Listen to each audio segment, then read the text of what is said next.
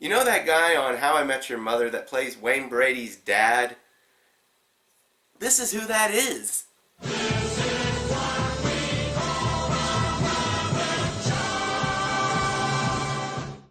Hello, I'm Joshua Gillespie, and welcome back to the Muppet Show Vlogs. Today we'll be looking at the episode with guest star, dancer, Broadway star, Ben Vereen. And it's a Fozzie episode. But it's a unique one. Fozzie gets locked inside of a magician's box that nobody else can open except for the magician.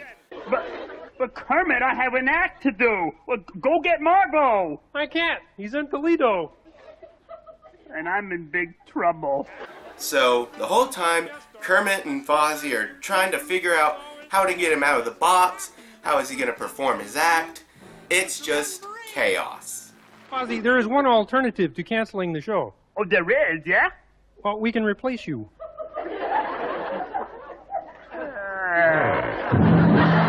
Now this is quite a dynamite episode. Did somebody say dynamite? And here's what I like about it.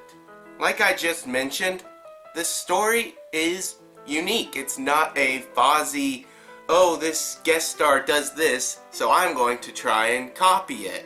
So it's nice to see that. Plus we get some really funny moments from it, including this.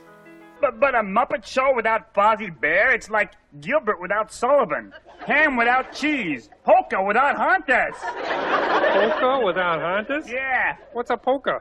I know, that's a polka! Will you guys get out of here?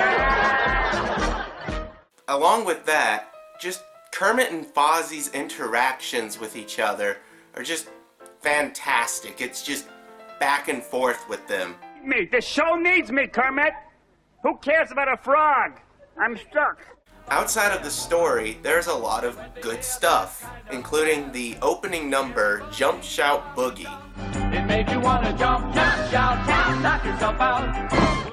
Also, Rolf the dog playing Fur Elise. I don't know who he wrote it for. I'm sorry.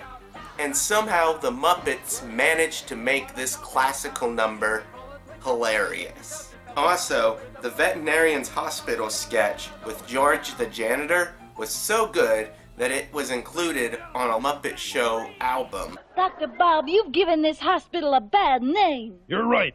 Fred is a terrible name for a hospital.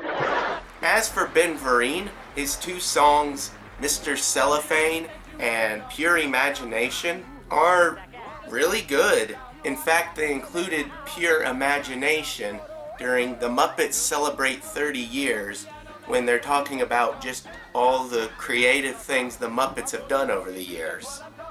But the thing that most people remember about this episode is the running gag of Crazy Harry.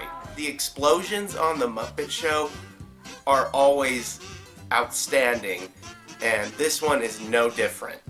Especially the ones in Statler and Waldorf's balcony seats. There are a few things that I disliked. First of all, before Mr. Cellophane, Kermit introduces Ben Vereen, even though he was in the first number. So, it's a little strange. Also, there's a Talking Houses sketch.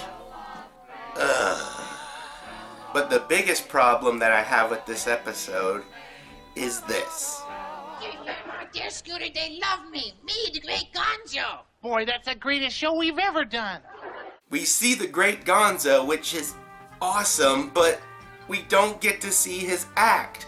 And I know it's funny because he says it was the best thing he's ever done and that they loved it. So it's ironic that we didn't get to see it, but... The first season needed more Gonzo. But overall, this is just another great episode. Something I'm starting to notice is there's a lot of really good episodes in this first season. There's not too many that I'm like, it's alright, or, oh, completely avoid this. So, it's been quite a surprise, and it's been a positive one. So if you've never seen it, check out the episode with Ben Vereen. Gee, you sure have some imagination, Ben.